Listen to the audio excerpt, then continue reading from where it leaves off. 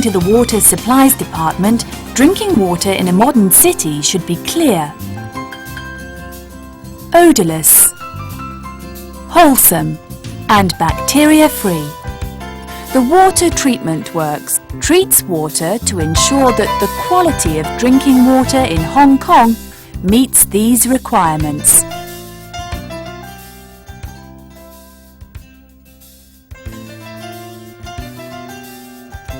When raw water from various sources is delivered by tunnels into the treatment plant, chemicals are added to it in the first stage dosing treatment.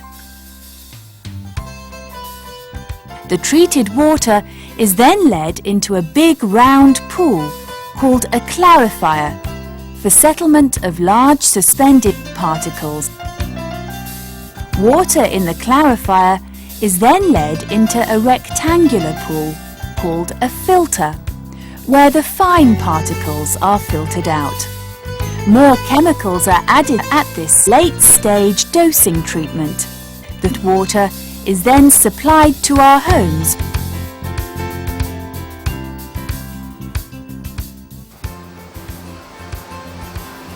One of the main reasons why chemicals are added to raw water is to kill bacteria.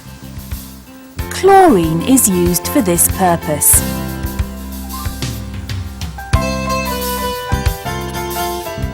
Chlorine is a powerful oxidizing agent which can react with a lot of chemicals dissolved in water.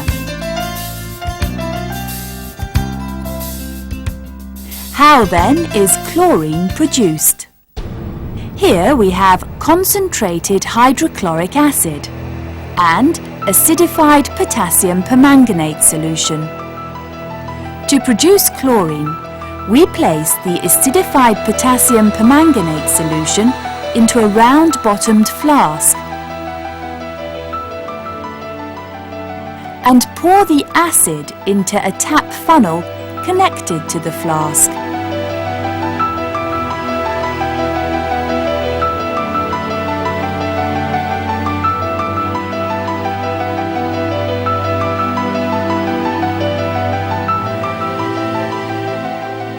When we turn the tap,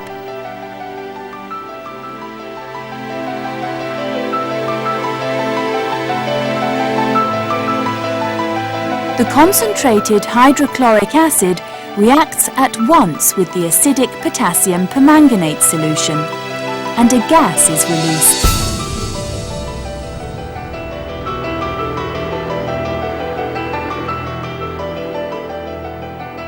The greenish-yellow gas collected in the gas jar is chlorine.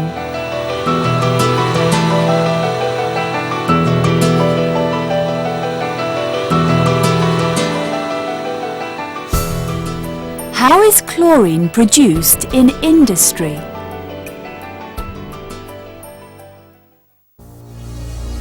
Chlorine is generated by electrolysis of brine or sodium chloride solution. Chlorine produced this way usually contains water. To remove the water, it is necessary to use concentrated sulfuric acid. Through a series of compression and condensation steps, chlorine gas is converted into liquid chlorine for ease of storage in steel tanks. Chlorine is a highly dangerous and reactive gas. It is therefore necessary to exercise extreme caution in its production, transportation, storage and usage. The chlorine treatment process is governed by strict international regulations, adopted also by the Fire Services Department. According to these regulations, chlorine must be stored in an enclosed chamber.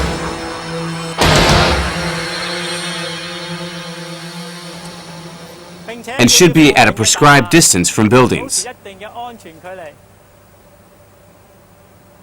A leakage sensor, a leakage detecting system, and a leakage handling devices should be installed. In the case of chlorine leakage, emergency measures are followed and the leaked gas is eliminated by chemical means.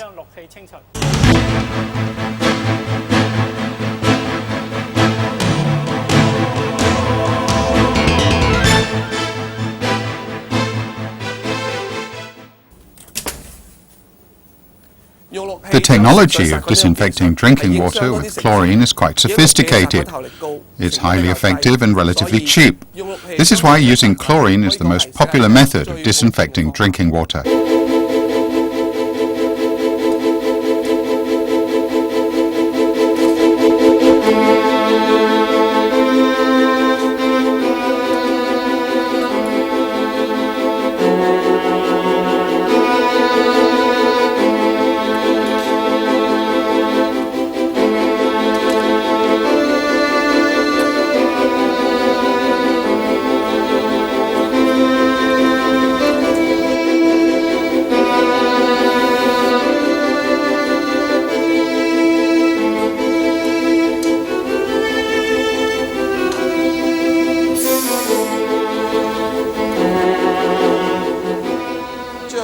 Pour raw water into a culture medium. Keep the temperature at 37 degrees Celsius.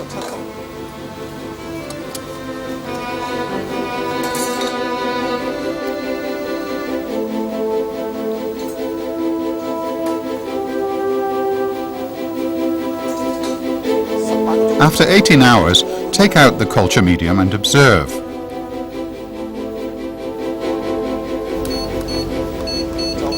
E. coli colonies have appeared on the medium.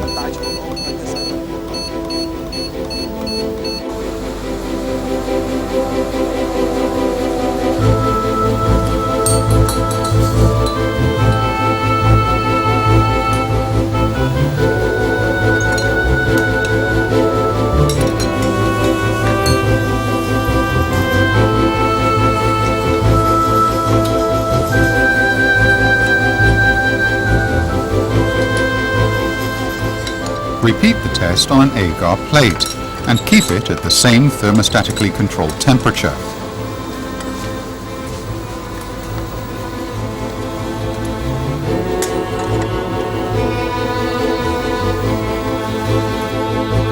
After a certain period, take out the agar plate and count the white dots that have appeared on it. The number of white dots represents the total bacterial content of the raw water.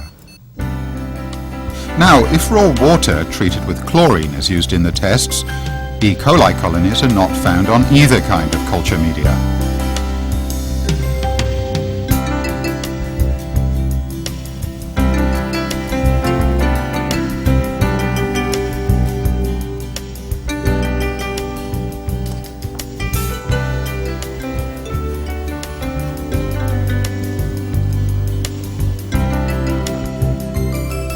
Neither do we see any signs of bacteria on the culture medium.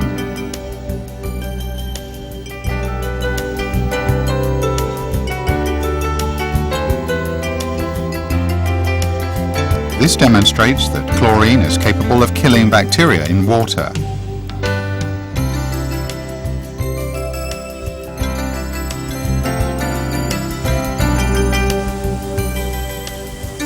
Chlorine is used in two different stages of the drinking water treatment process, first stage dosing and late stage dosing. First stage dosing refers to the dosing of raw water entering the treatment plant. Chlorine is mainly used for eliminating the odor and color in raw water. At the same time, it helps control algal outgrowth.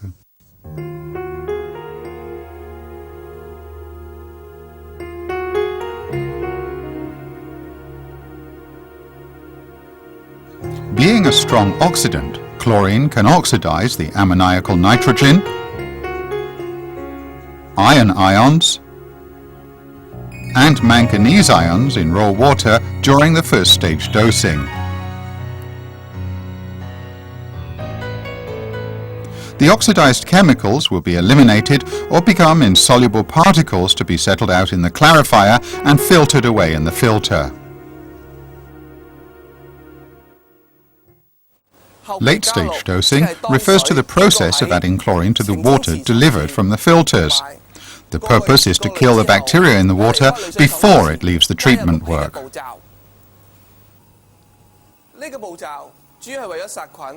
This is to ensure that the water coming out of the tap in our households is bacteria-free. Both tap water and boiled water have an odor, but the two odors are different. I don't know why. There is some odor. I don't know, some kind of chemical smell. Is it the odor of chlorine? If we boil the water, the odor of chlorine disappears, so it's okay.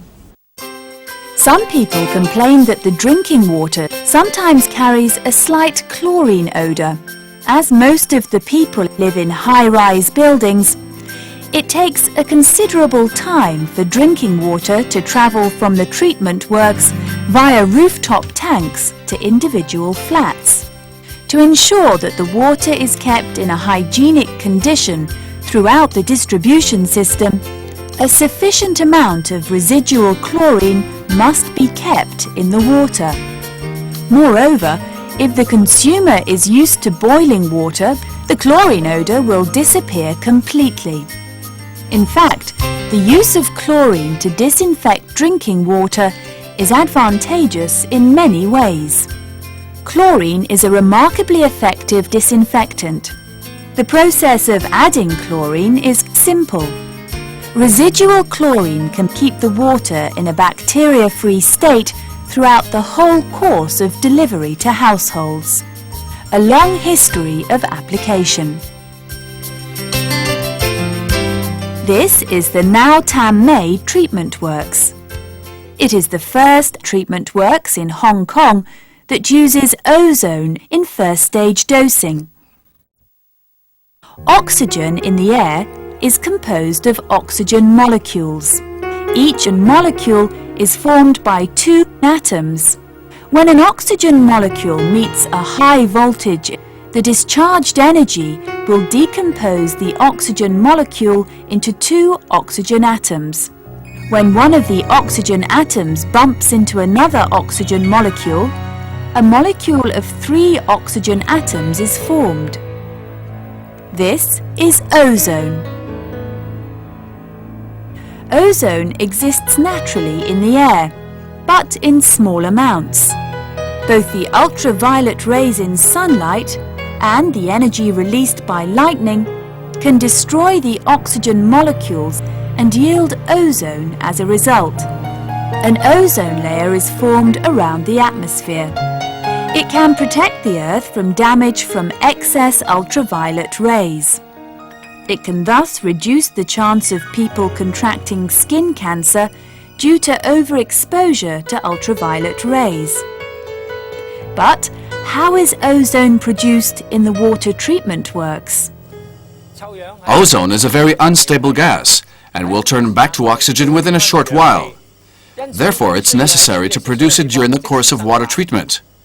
Here at Ngau Tam Mei Treatment Works, we make use of these ozone generators to produce ozone. Each ozone generator is equipped with 230 dielectric tubes. The energy generator can supply an electric current of 30 amperes at 10,000 volts. Oxygen inside the tube is sparked by the high voltage electricity, and ozone is generated as a result. Why do we use ozone instead of chlorine in the first stage dosing? It is because the Water Supplies Department is always striving to introduce new technology to improve the quality of drinking water. Like chlorine, ozone is a powerful oxidant, which can effectively oxidize metals like manganese and iron in water to facilitate elimination. Ozone is also very effective in killing bacteria. Ozone can also destroy the organic matter dissolved in water. As a result, using ozone in the first stage dosing will reduce the amount of chlorine which needs to be added to the water. Other than being used as a substitute for chlorine in the first stage dosing, ozone also has something to do with the new filter here. The filter here uses a GAC biological filter bed. The use of GAC biological filter bed is advantageous in many ways. The use of ozone can enhance the effectiveness of the biological filter bed. With so many advantages, why don't we use ozone in the late-stage dosing? Actually, no single technology can solve all our problems. As ozone is relatively unstable, it cannot maintain a residual disinfecting level in water. Therefore, we have to add chlorine in the late-stage dosing, ensuring that the required standard of hygiene is maintained throughout the whole course of distribution. We also have to take into consideration other basic issues, such as safety problems. For instance, ozone is highly toxic. We have to destroy all the residual ozone by converting it back into oxygen by an off-gas ozone destruct unit.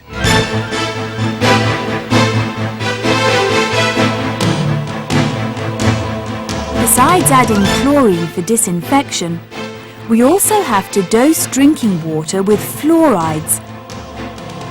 Fluoride is added to drinking water according to the guidelines issued by the Department of Health. The amount added will depend on the original fluoride content in the raw water. If the original fluoride content is high, the amount we add will be small and vice versa. We aim to maintain a set fluoride level in the drinking water when it leaves the treatment works. The set level at present is 0.5 milligrams per litre. The addition of fluoride to drinking water is to minimize tooth decay for the entire population. Take, for example, since the addition of fluoride in drinking water in the 1960s, statistics reveal that the incidence of tooth decay in adults aged 35 to 44 dropped from about 11 in the 1960s to about 7 now. For children aged 6, the number dropped from 9 to 3. The decrease was over 60%. Long-term consumption of fluoridated drinking water will enable the crown surface of the teeth to come into contact with fluoride constantly. This will speed up the settlement of minerals in the saliva, which can help heal preliminary tooth decay and restore dental health. For children, the intake of fluoride can help enhance the structure of their growing teeth. It also helps their teeth to resist decay.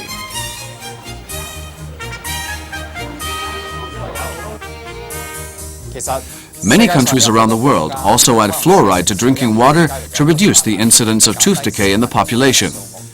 These measures are very safe. The Department of Health of the Hong Kong SAR government monitors fluoride content in drinking water to ensure that it stays at an appropriate level. It's worth mentioning here that other than drinking fluoridated water, using fluoridated toothpaste is another main reason for the marked decrease in tooth decay. The fluoride in toothpaste can get into direct contact with the teeth and strengthen the crown surface. Therefore, I strongly recommend everyone to use toothpaste containing fluorides. No wonder the Water Supplies Department claims that the amount of fluoride added to drinking water is carefully calculated and strictly monitored. As a result of these treatments, we can get bacteria-free drinking water, which is capable of enhancing the dental health of all the people.